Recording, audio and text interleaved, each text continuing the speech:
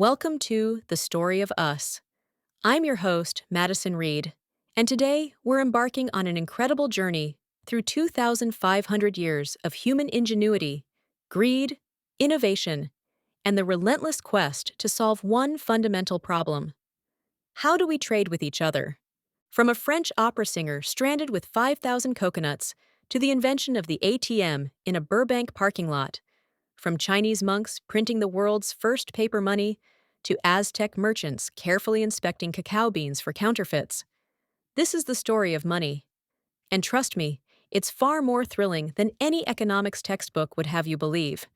We'll dive into the fascinating history of money, from ancient barter systems to digital currencies, uncovering surprising stories about how money shaped civilizations and changed the world.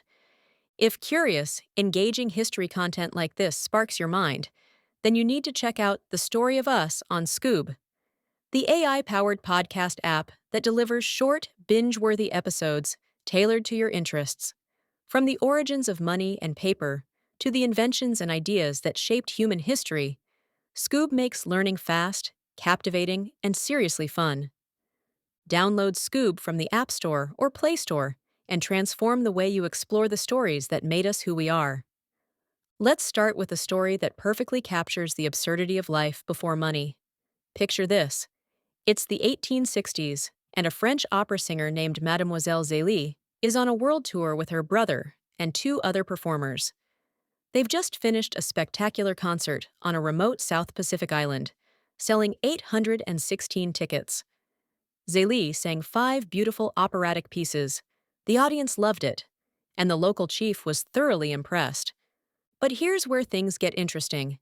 Instead of receiving coins or bills, Zélie found herself the proud owner of what might be history's most ridiculous payment: 3 pigs, 23 turkeys, 44 hens, 5,000 coconuts, 1,200 pineapples, 120 bushels of bananas, 120 pumpkins, and 1,500 oranges. Now, you might think, well, that's not too bad. Food is valuable. But imagine Zélie's predicament. Here she is, a traveling performer, suddenly responsible for a barnyard's worth of animals and enough fruit to feed a small village. In her letter to her aunt, she calculated that if she could somehow transport all this to a Paris market, she might make 4,000 francs, a considerable sum. But there was one tiny problem. She was stuck on an island in the middle of the Pacific Ocean with no way to convert pumpkins and coconuts into something more portable. This is the classic problem that economist William G. Vons would later call the double coincidence of wants. For barter to work, both parties need to want exactly what the other person has. Zélie had fruit and livestock, but what she really needed was money she could spend anywhere. Ironically, Zélie's pigs ended up eating the pumpkins, while the turkeys and chickens feasted on bananas and oranges. She was essentially running an impromptu farm while waiting for a speculator from a nearby island who might give her actual cash for her unusual earnings. When Jevons included this story in his 1875 book, Money and the Mechanism of Exchange, he used it to illustrate a theory that seemed perfectly logical. Societies must have started with barter, found it impossibly cumbersome, and naturally evolved toward using money. But here's the plot twist that would emerge over a century later. Anthropologist Caroline Humphrey delivered a devastating blow to this neat theory in 1985. After reviewing decades of anthropological and historical research, she made a startling revelation. No purely barter-based society had ever been documented. None. Not a single one. The truth, as we'll discover throughout this journey, is far more fascinating than the simple barter-to-money evolution story. Money didn't emerge just from practical trade difficulties. It grew from something much more fundamental to human nature: our complex social relationships, our need for status, and our intricate webs of obligation and reciprocity. Before we dive into coins and bills and digital transfers, we need to understand something crucial. Money has always been social. Think about Mademoiselle Zélie's situation again. The islanders who attended her concert weren't just engaging in a simple transaction. They were participating in a cultural exchange, showing respect to foreign visitors, and following their own social protocols. In pre-monetary societies, most people were largely self-sufficient. They grew their own food, made their own tools, built their own shelters. But when trade did occur, it wasn't the haggling over fish and grain scenario we might imagine. Instead, it was deeply embedded in social rituals, ceremonies, and relationships. Consider the potlatch ceremonies of indigenous communities on North America's northwest coast. These weren't just parties, they were economic powerhouses disguised as social gatherings. Picture extended festivals filled with speeches, dances, and most importantly, the exchange of extravagant gifts. Before European colonization, these gifts included furs and canoes. By the 20th century, they'd evolved to include sewing machines and motorcycles. The act of giving wasn't just generous, it was a demonstration of power and status. It was like insisting on paying the dinner bill, but on a massive scale. These displays of generosity were so economically disruptive that Canadian authorities actually outlawed potlatches, even sending people to prison for participating in these traditional economic ceremonies. But the most fascinating aspect was the obligation it created. When someone threw a potlatch in your honor, you were socially bound to reciprocate, eventually hosting your own gathering. This created entire economies built on reciprocity, complex networks of social debt and obligation that could sustain communities for generations. Different cultures developed their own specific conventions for what to give and when. Marriage required certain gifts. Compensating for a death demanded specific items. In Fiji, the most prized currency was sperm whale teeth.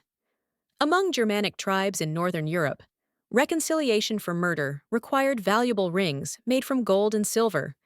They called it weregild, or man payment. In Vanuatu, ritual sacrifices could only be made with pigs that had notably large tusks. This created a fascinating economic reality. People began accumulating these specialized items not because they needed them immediately, but because they knew others would eventually require them for important social functions. This is where we see the birth of what economists call proto-money, objects that began storing value and facilitating exchange, but within deeply social contexts. In Vanuatu, the system became so sophisticated that it created complex networks of borrowing and lending based on pig tusk growth rates. People would literally loan out pigs and expect to be repaid with interest, calculated on how much the tusks would grow over time. Disputes over these pig debts sometimes led to violence. What's remarkable is how this social foundation of money persists even today. When we tip a server, donate to charity, or buy expensive gifts, we're participating in the same fundamental human behaviors that created money in the first place. Money isn't just a tool for trade, it's a reflection of our relationships, our status, and our place in the social order. Now, let's fast forward to one of history's most dramatic economic collapses and recoveries.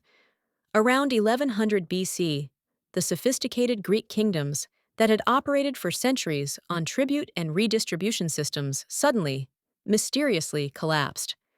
We're talking about entire civilizations vanishing. Kings disappeared, castles were destroyed, populations declined dramatically, and their complex bureaucratic accounting systems were completely lost. To this day, we're not entirely sure what happened. Maybe earthquakes, maybe droughts, maybe pirate raids, or perhaps all three.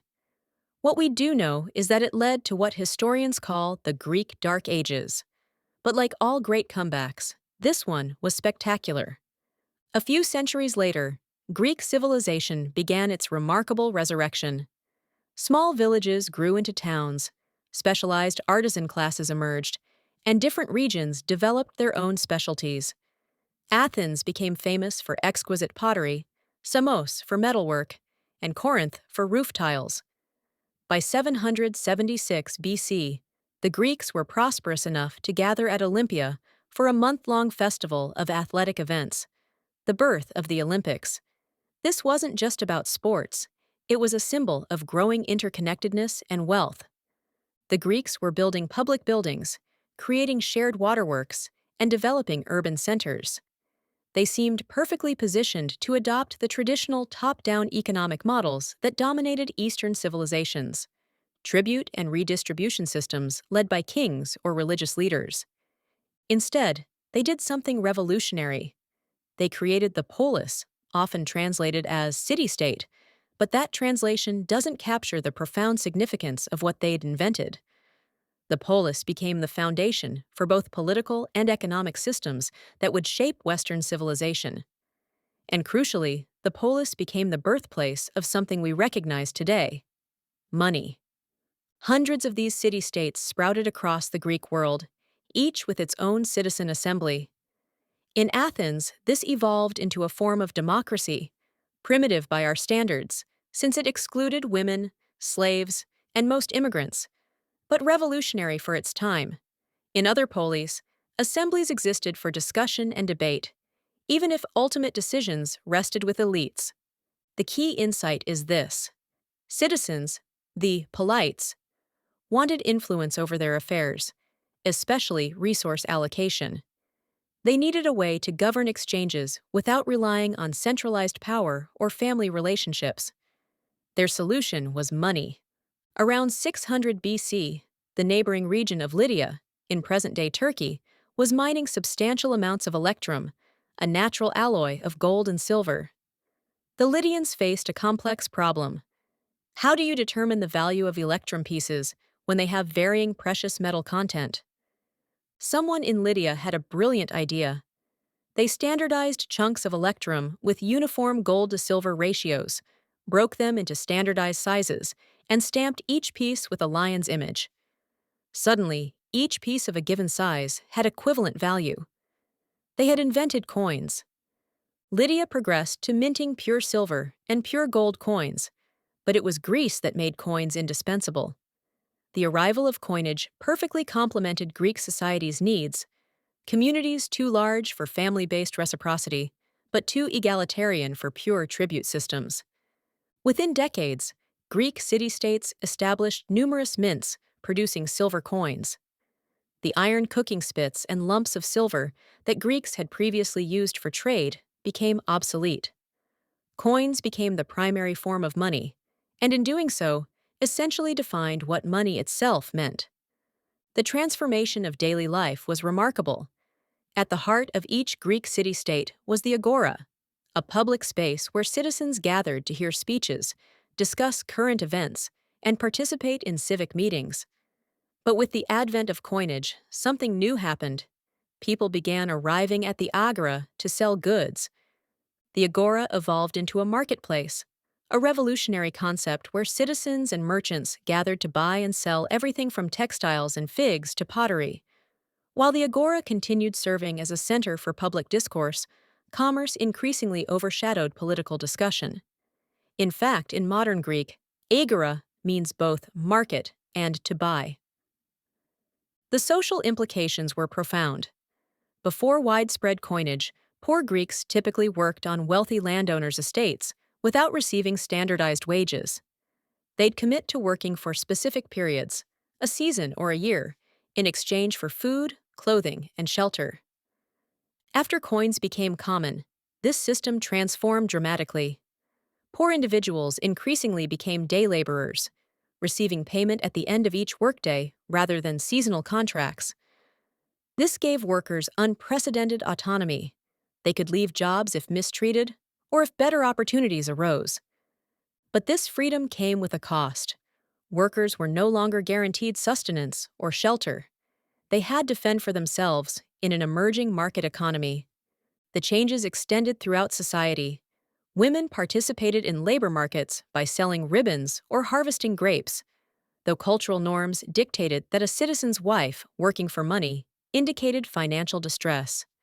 During major construction projects like the Athenian Acropolis in the 5th century BC, both slaves and wage laborers contributed, with fascinating divisions of labor recorded on ancient accounting tablets. These records reveal that slaves worked almost constantly, while wage laborers had more sporadic schedules, working just over half the time. This raises an intriguing question that scholar David Shapps posed. Did these laborers enjoy the blessing of leisure or the curse of unemployment? The proliferation of coinage created an economic revolution that provided individuals with greater freedom to change their destinies, but simultaneously made them more isolated and vulnerable to market forces. Philosophers like Aristotle criticized this new economic structure, condemning the perception of wealth as mere accumulation of coins and deeming the pursuit of riches through retail trade as unnatural. But despite these criticisms, Greek coinage had launched a transformation that would eventually span the globe. Once established, coins not only dominated Greek society, they began their journey toward global prominence. While the Greeks were revolutionizing trade with their silver coins, the rest of the world was getting incredibly creative with money. And when I say creative, I mean the diversity of items used as currency throughout history reads like the world's most eclectic shopping list. Let's take a world tour of ancient money, because this story reveals something profound about human ingenuity and the universal need for standardized value. In various parts of India, almonds served as the local currency. Guatemalans conducted business with corn, while ancient Babylonians and Assyrians built their economy around barley. The natives of the Nicobar Islands used coconuts, which brings us full circle to poor Mademoiselle Zélie's predicament. In Mongolia, bricks of tea were prized and widely accepted for trade. The Philippines, Japan, Burma, and much of Southeast Asia standardized around rice as their commodity money. This makes perfect sense when you think about it. Rice was essential for survival, could be stored for extended periods, and was easily divisible into standard measures. The Norwegians had perhaps the most practical approach. Butter and dried cod served as trading currency during medieval times. The dried fish were particularly valuable because they could be traded for other goods or converted into coins through Hanseatic League merchants operating in Bergen. These preserved cod were especially prized in southern Europe during Fridays and Lent, when Catholic dietary restrictions banned meat consumption. But let's talk about salt, one of the most fascinating examples of commodity money. Salt was used as currency in China, North Africa, and throughout the Mediterranean. The English word salary and its Italian, Spanish, and Portuguese counterparts all derive from the Latin word sal, meaning salt. This suggests that Roman soldiers were either paid directly with salt or received money specifically to purchase salt for their bland military rations. Salt production often occurred under dangerous conditions, particularly in the central Sahara Desert. Tribesmen extracted remarkably pure salt slabs, some measuring up to 3 feet long. This purity allowed the slabs to be cut into standardized sizes for trade. Merchants carefully wrapped smaller salt denominations in protective reed coverings to prevent chipping or theft during transactions. Animal-based currencies were equally fascinating. Siberian tribes used reindeer. The people of Borneo favored buffaloes. Ancient Hittites measured value in sheep. And during Homer's era, Greeks used oxen as their monetary standard. Wherever livestock flourished, they became fundamental currency units in pastoral societies. These communities calculated virtually all economic transactions, including purchases of slaves, wives, and penalties for crimes like adultery or murder, using cattle as the standard unit. This deep reliance on cattle as currency persisted into modern times among African tribes like the Maasai, Samburu, Dinka, and Nuer. The linguistic legacy of cattle-based economies is remarkable. The word pecuniary, relating to financial matters, comes from the Latin pecuniarius, meaning wealth in cattle. The Roman coin called assi represented 1/100th of a cow's value. English terms like the obsolete pecunious, wealthy, and the common impecunious, poor, derive from these origins. Even cattle itself shares roots with capital, while chattel, referring to movable personal property, including slaves, comes from the same base. Perhaps the most troubling form of currency involved humans themselves. In ancient Ireland, slave girls served as the standard against which livestock, boats, land, and houses were measured. Viking merchants found commercial success trading these young women, who were highly valued in Mediterranean markets for their distinctive red or blonde hair, contrasting with the lesser value placed on Irish male slaves. In equatorial Africa, the situation reversed. Male slaves commanded greater value than females and children, who were considered fractional in value compared to adult males. However, using humans as currency proved unreliable due to high escape rates and mortality, making them one of the least dependable forms of money in history. This incredible diversity of commodity money reveals a crucial truth. Money emerges from whatever societies value most and can standardize most effectively. Whether it was the nutritional value of rice, the preservation qualities of salt, the utility of livestock, or the trade value of precious materials, each culture developed monetary systems that reflected their specific needs, resources, and values. But all these systems shared common requirements. The currency had to be durable, divisible, portable, and widely accepted within the community. Most importantly, it had to hold intrinsic value. If everything else failed, you could still eat the rice, use the salt, or benefit from the livestock. Money isn't just currency. It's a window into the values, challenges, and ingenuity of societies throughout history. Seeing it this way reveals powerful stories about how humans adapted and thrived across time. If your mind's buzzing right now and you're thinking, why didn't I know this before? Don't forget to like, follow, and subscribe to The Story of Us on Spotify, Apple Podcasts, and YouTube. The historian buff in you will appreciate it. Now let's journey to Mesoamerica, where one of history's most sophisticated commodity money systems reached its peak. The Aztecs created an economic marvel centered around something that would eventually become one of the world's most beloved treats: chocolate. The Aztec Empire operated on a fascinating dual system. At its foundation was tribute.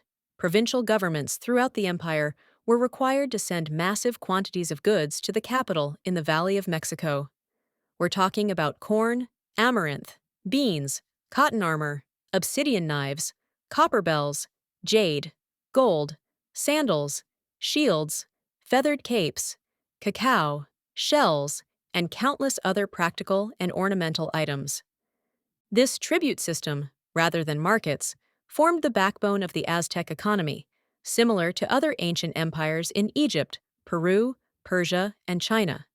But within their markets, the Aztecs developed something remarkable: a sophisticated monetary system based on cacao beans.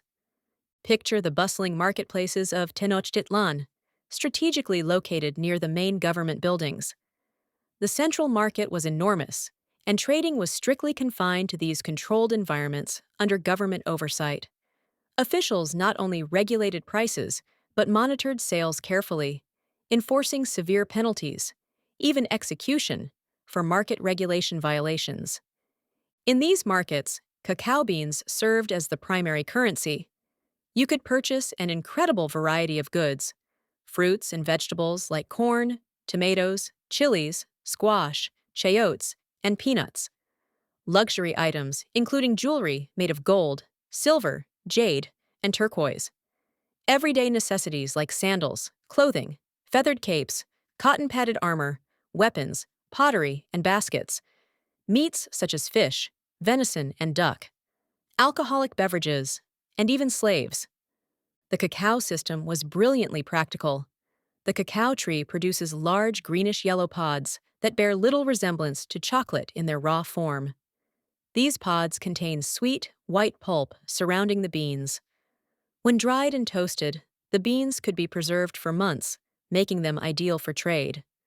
Cacao was primarily cultivated in southern Mexico, in regions corresponding to modern-day Oaxaca, Chiapas, Tabasco, and Veracruz, as well as Central America. From these areas, cacao was transported throughout the empire and often sent to Tenochtitlan as tribute. The value system was sophisticated and standardized. For large transactions, values were assessed in bags containing approximately 24,000 cacao beans, though these were impractically bulky for everyday use. For significant purchases like slaves or sacrificial victims, cotton cloaks called quachtli were used, valued between 60 to 300 cacao beans. But here's where the Aztec system gets really interesting. Cacao functioned more as a way to balance trades rather than replace them entirely. An Aztec might trade an iguana for firewood or corn for chilies, using cacao beans to equalize any value differences. If a nopal worth 5 cacao beans was exchanged for corn worth 6 beans, the trader would add 1 cacao bean to balance the transaction. The success of cacao as currency even led to counterfeiting, a problem that sounds almost comical today. Some enterprising individuals would empty cacao bean husks, fill them with mud, reseal them, and mix these counterfeits with genuine beans. This was serious enough that the Aztecs developed techniques to detect fake beans, much like modern currency authentication methods. The Aztecs also employed specialized trading classes. The Pochteca were hereditary long-distance traders who held significant status and honored their own deity, Yacatuctli. These traders were crucial for facilitating commerce across vast distances. Additionally, tribute collectors called Kalpixk journeyed throughout the empire, gathering goods owed to the central administration.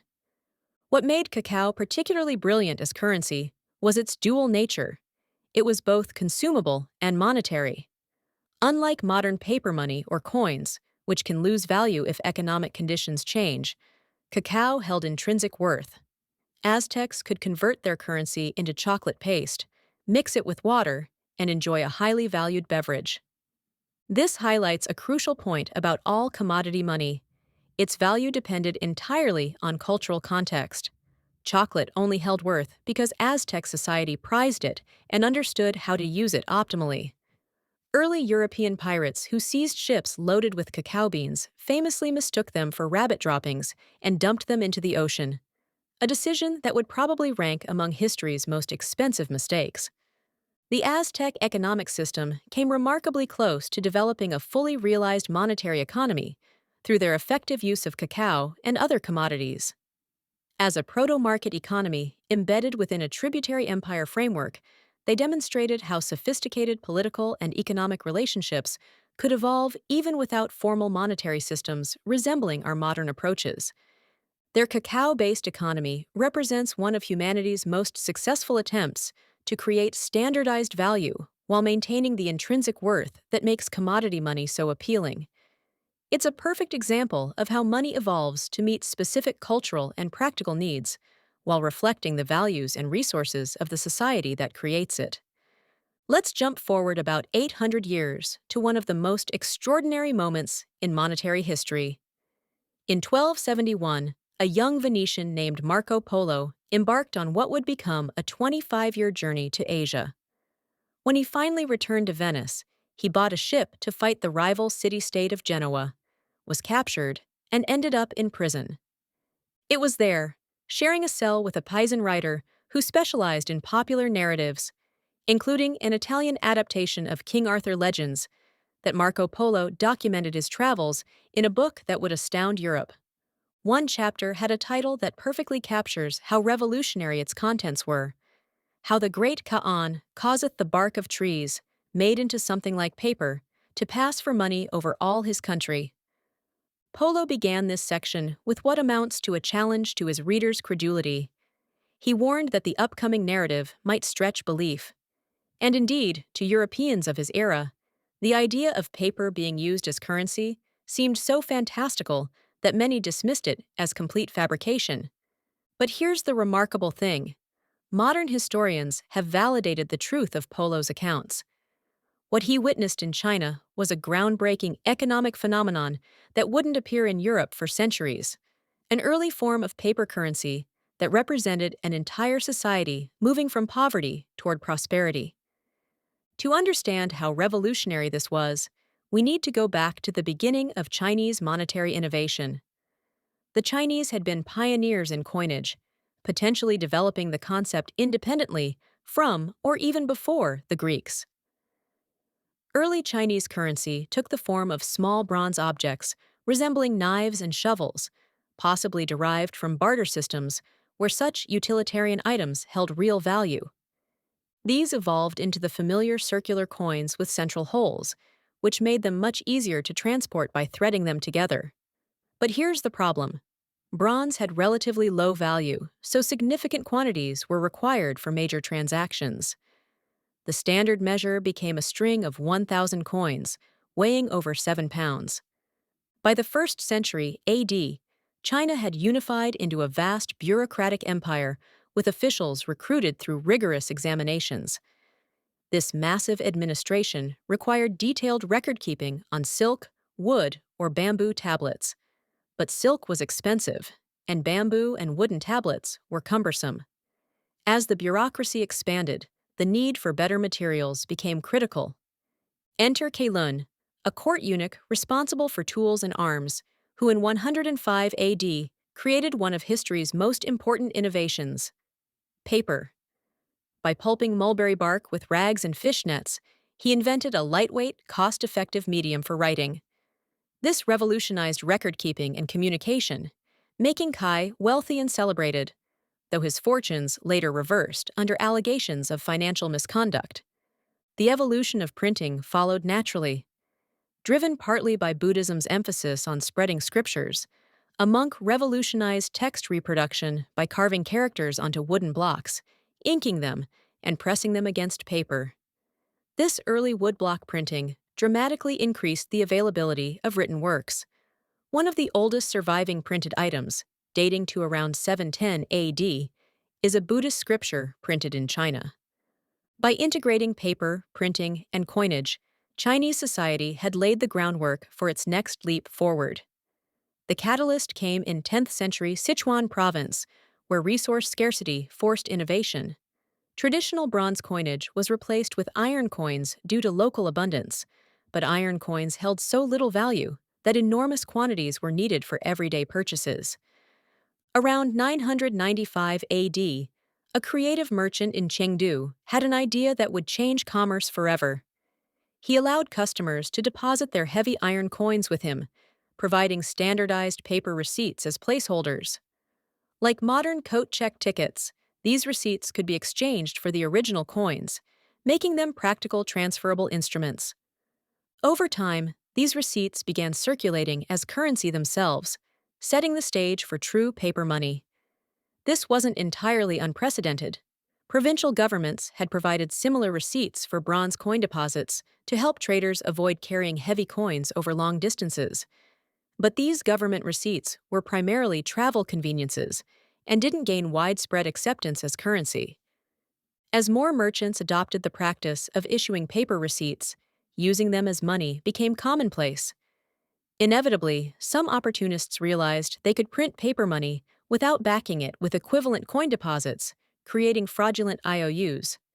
This led to public outrage and legal action, forcing the government to assume control over paper currency issuance. The resulting government-issued notes were masterpieces of both technology and deterrence. For the largely illiterate population, notes featured visual depictions corresponding to their values, with multicolored printing and illustrations of landscapes or scenes that reinforced credibility.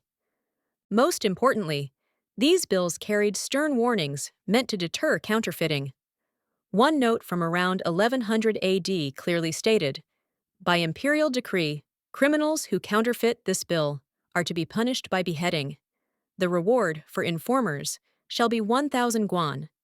If accomplices of counterfeiters, or any who harbor them, willingly identify the ringleaders to the authorities, they will be absolved of criminal liability and given the above stipulated reward." Despite these grave warnings, counterfeiting persisted. Some of the earliest known printing plates for paper money are actually counterfeits, showing the ongoing struggle against forgery. But paper currency became increasingly successful and widespread. The advent of paper money marked a quantum leap in economic systems. It enabled much easier trading across vast distances, overcoming the physical limitations of metallic coins. This breakthrough amplified trade within China, fostering economic growth and technological advancement. The shift even altered traditional taxation structures, moving away from in-kind contributions like cloth and grain toward collecting taxes in coins and paper currency. This gave people greater freedom to pursue varied trades and industries, enabling a more dynamic and prosperous society.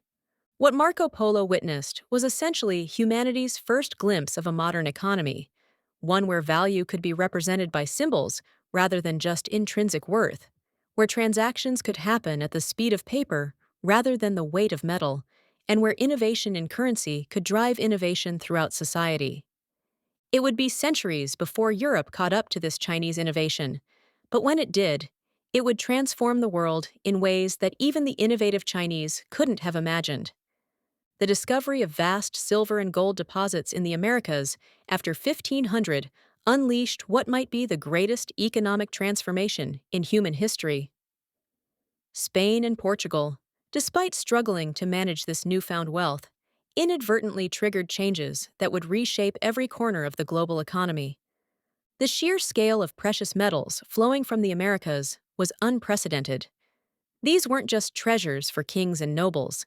They fundamentally altered how ordinary people conducted business. During the 16th and 17th centuries, silver and gold coins, once exclusive to the wealthy, became accessible to much broader segments of society. Imagine the transformation. The baker paid the miller with coins, who purchased wheat from the farmer with coins, who bought bread from the baker with coins. This represented a massive shift away from predominantly barter-based economies toward cash transactions. Artisans and tradespeople, butchers, weavers, wheelwrights, seamstresses, dyers, coachmen, and coopers, gradually transitioned to cash-based operations. The ancient practice of bartering goods and services gave way to monetary transactions.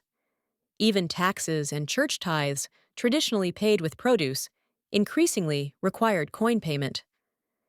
This transformation ran parallel to a banking revolution that integrated Western European merchants into a unified commercial and financial system. But while banking primarily affected the upper classes, the silver influx profoundly impacted ordinary people. The discovery and exploitation of American wealth touched common lives more immediately and directly than banking innovations. Professions traditionally associated with non-monetary compensation underwent radical changes. Soldiers, artists, musicians, and tutors shifted from receiving lodging and rations to demanding actual payment. Even informal professions like prostitutes and innkeepers began requiring gold or silver coins rather than goods and produce. The 17th century witnessed the emergence of a burgeoning merchant middle class, fueled by this new wealth distribution.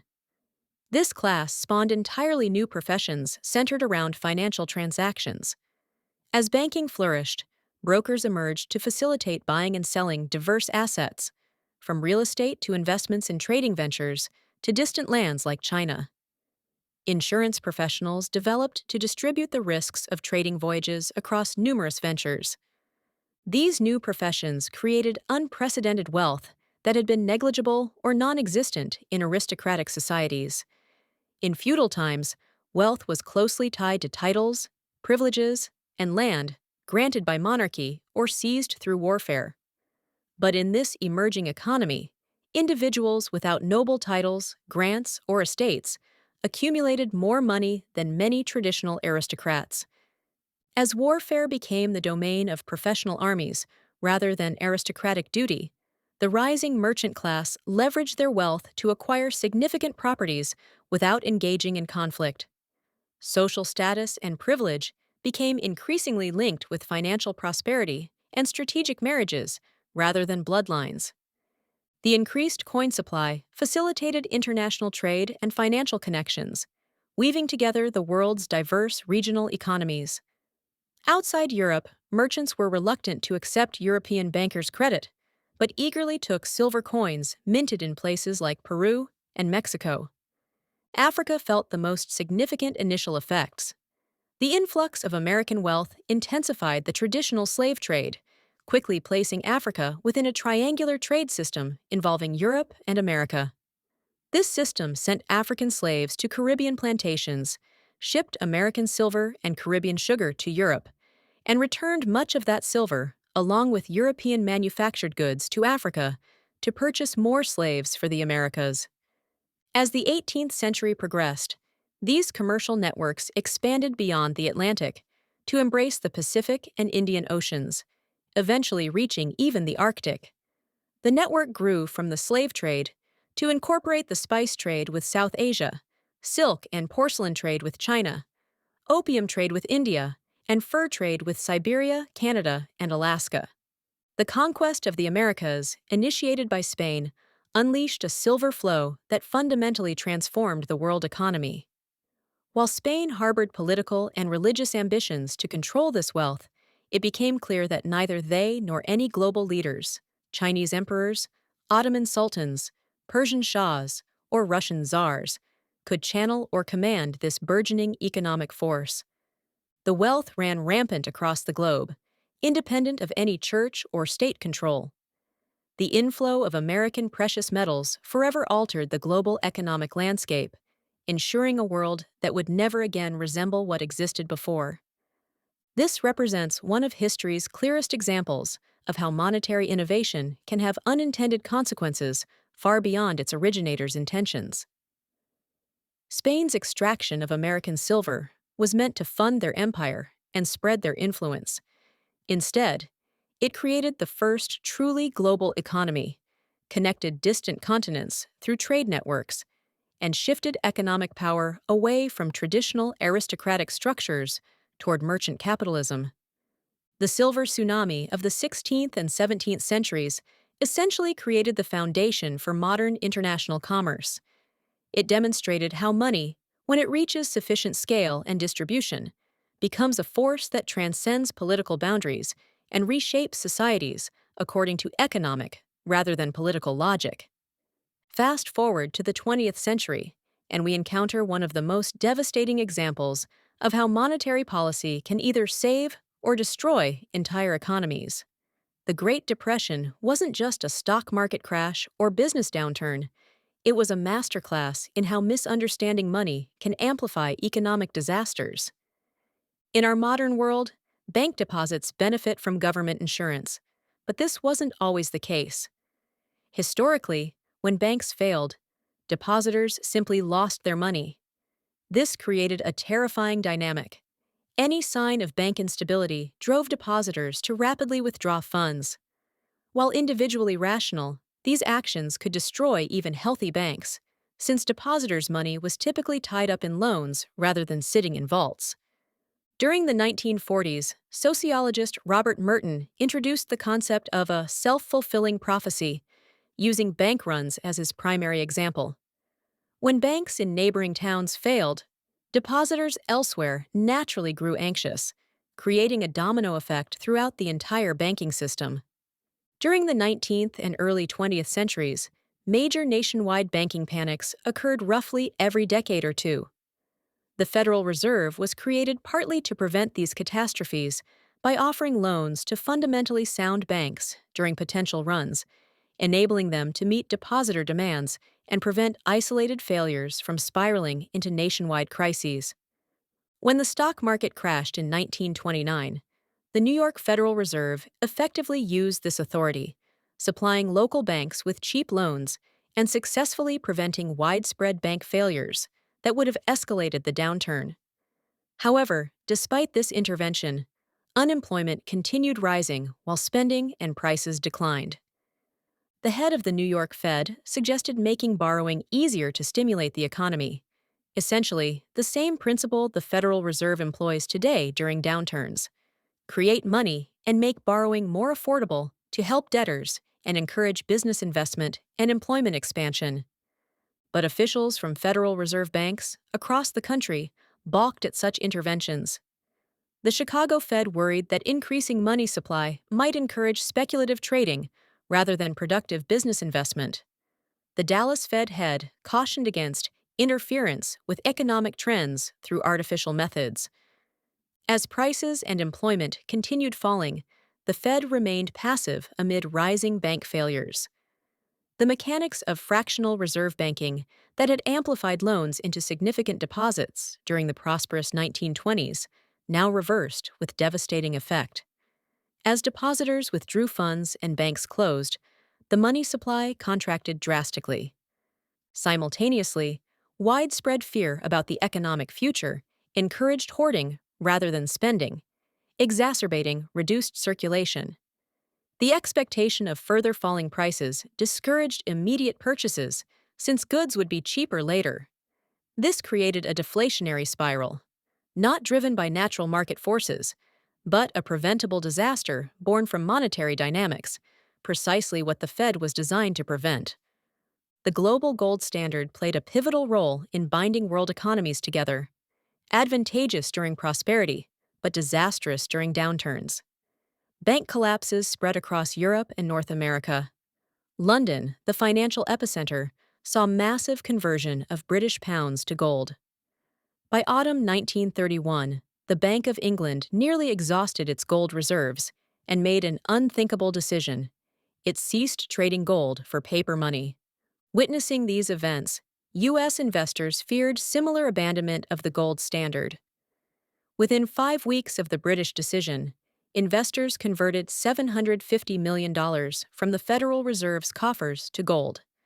Attempting to counteract this drain, the Federal Reserve raised interest rates, hoping to incentivize deposit retention over gold conversion. This succeeded somewhat in stabilizing currency, but inadvertently crushed agricultural and business borrowers with higher interest costs, leading to further bankruptcies, increased unemployment, and exacerbated deflation. This Fed decision contradicted basic economic logic. Normally, the Fed raises interest rates when economies overheat with high employment and rapid inflation, and lowers them when economies falter. Instead, by mid-1931, it effectively strangled an already crippled United States, adhering strictly to gold standard demands. The Fed's chairman insisted such moves were dictated by every known rule, precisely illustrating how gold standard adherence amplified the Depression's severity. In subsequent decades, economists Milton Friedman and Anna Schwartz extensively researched American monetary history, attributing gold standard adherence as central to transforming a severe recession into the Great Depression. A 2012 survey of U.S. economists across political spectrums regarding the gold standard showed unanimous opposition. Not a single participant favored reinstating it, viewing it as catastrophically flawed. During the unfolding Depression, the intricate link between the gold standard and expanding calamity remained unclear to most people. The public perceived hardships as inevitable fallout from the 1920s, boom and 1929 crash, not failures of monetary policy. Even in the 1932 presidential election, President Herbert Hoover staunchly defended the gold standard, arguing any deviation would herald financial chaos. His opponent, Franklin D. Roosevelt, advocated for sound money, often code for supporting the gold standard, though Roosevelt's campaign remained ambiguous on specific monetary strategies. Roosevelt won during the greatest monetary crisis in American history, seemingly lacking definitive solutions. Economist Irving Fisher had long championed proactive remedies, identifying monetary instability manifesting in deflation as the core problem. His proposed solution focused on reversing deflationary pressures to initiate upward price trends, requiring fundamental shifts in American monetary thinking. The Great Depression represents one of history's clearest examples of how monetary policy mistakes can transform manageable economic problems into civilization-threatening catastrophes. It shows how adherence to seemingly sound principles, like the gold standard, can become destructive when applied inflexibly during crises. Most importantly, it demonstrates that money isn't just a neutral tool for facilitating trade. Money is the circulatory system of the economy, and just as problems with blood circulation can kill an otherwise healthy body, problems with monetary circulation can destroy otherwise healthy economies. The story of money's evolution spans roughly 2,500 years, from the first coins to paper currency. But the third major breakthrough didn't occur until 1971, a year that would revolutionize how we think about and use money. In Burbank, California, a banker faced a familiar customer complaint. People couldn't access their money outside traditional banking hours. His solution was elegantly simple yet revolutionary: a vending machine for money that could dispense cash electronically around the clock. Thus, the automated teller machine, or ATM, was born. Simultaneously, 1971 marked the establishment of NASDAQ, the first electronic stock market, pioneering transparency and efficiency in securities trading. The Federal Reserve also began piloting electronic money deposit and clearance systems. Together, these innovations laid the groundwork for electronic money. Following widespread credit card acceptance during the 1970s, financial institutions experimented with new card technologies and applications. Money cards with magnetic stripes initially enabled ATM cash withdrawals, functioning as electronic checks. These cards replaced bank clerks, but maintained the same end goal: obtaining physical cash.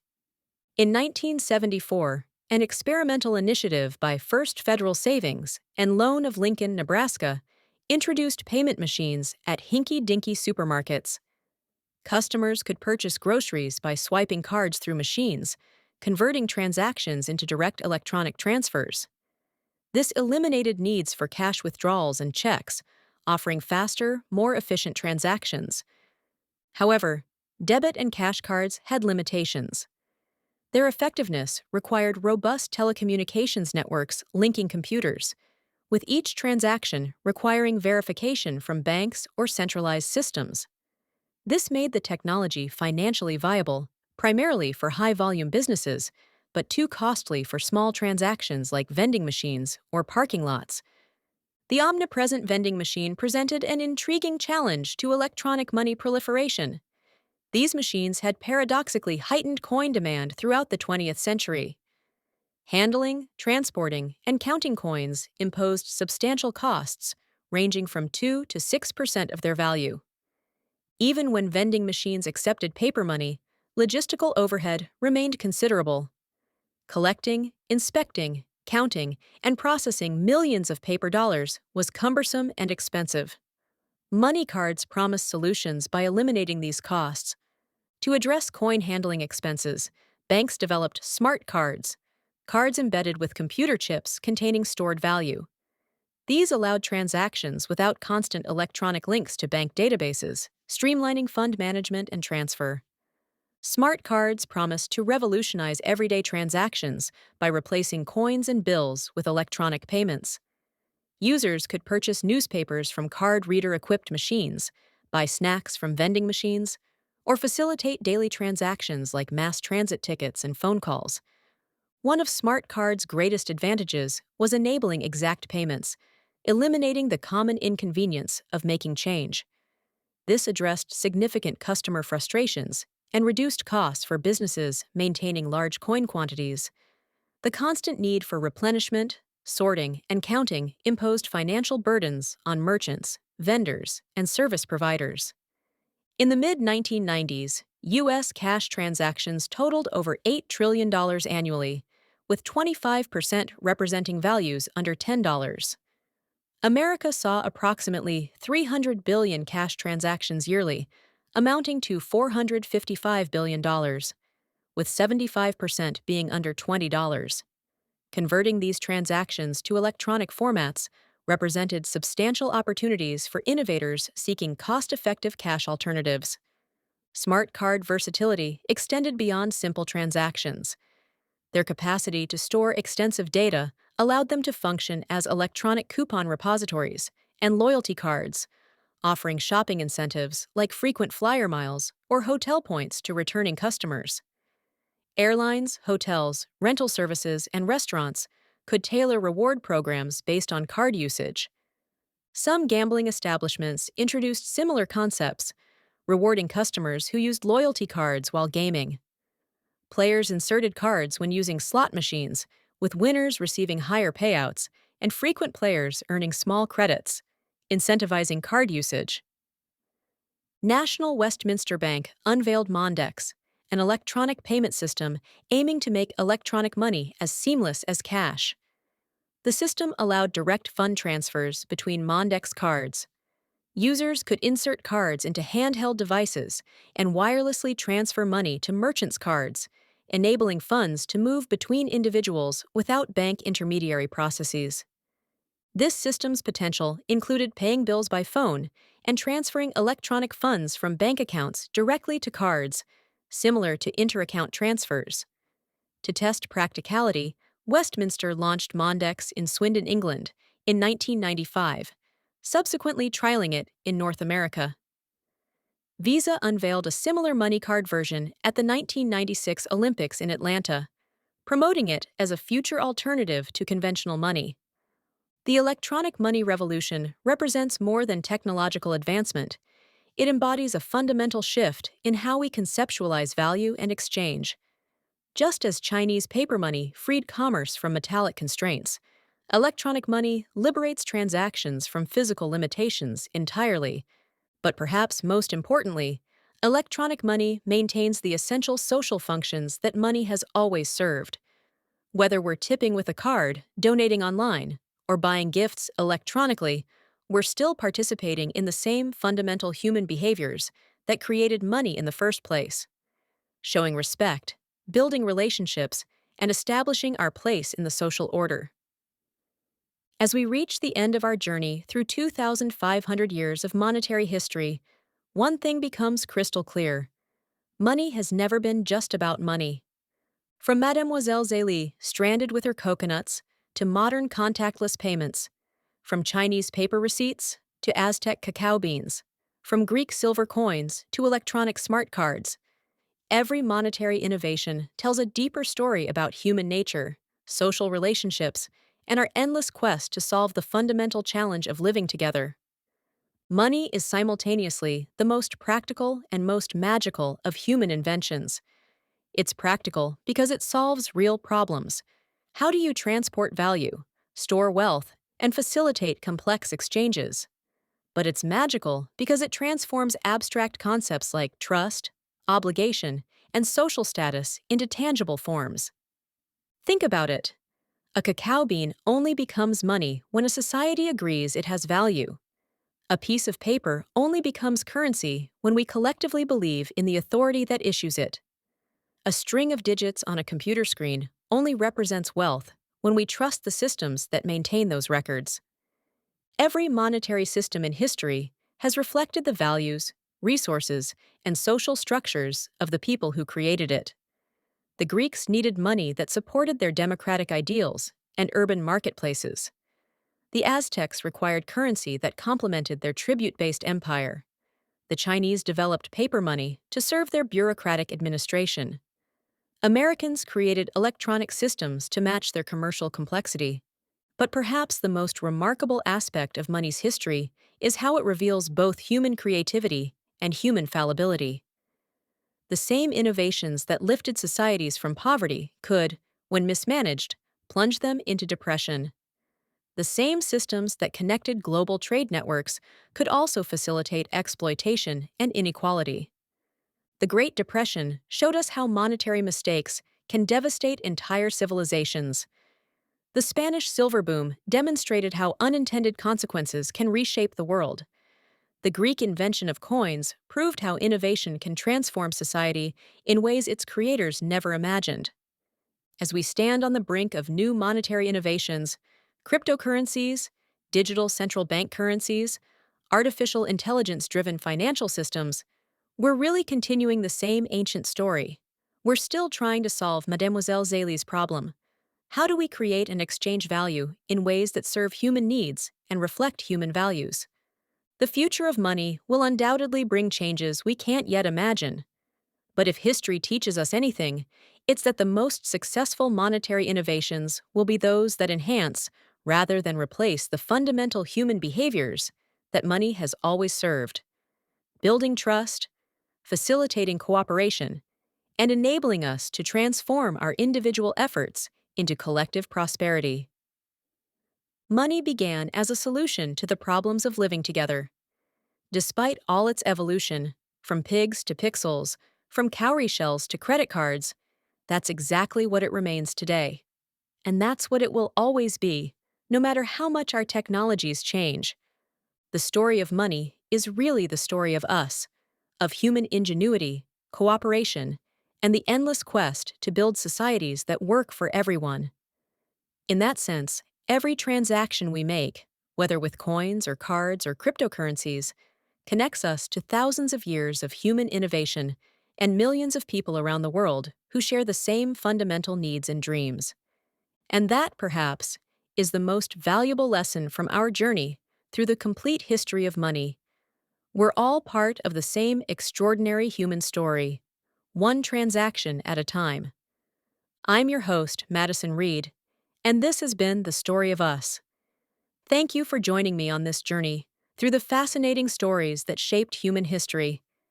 If this episode sparked your curiosity, raised questions, or made you see the past in a new way, be sure to like, follow, and subscribe on your favorite podcast platform: Apple Podcasts, Spotify, YouTube, or wherever you're listening right now.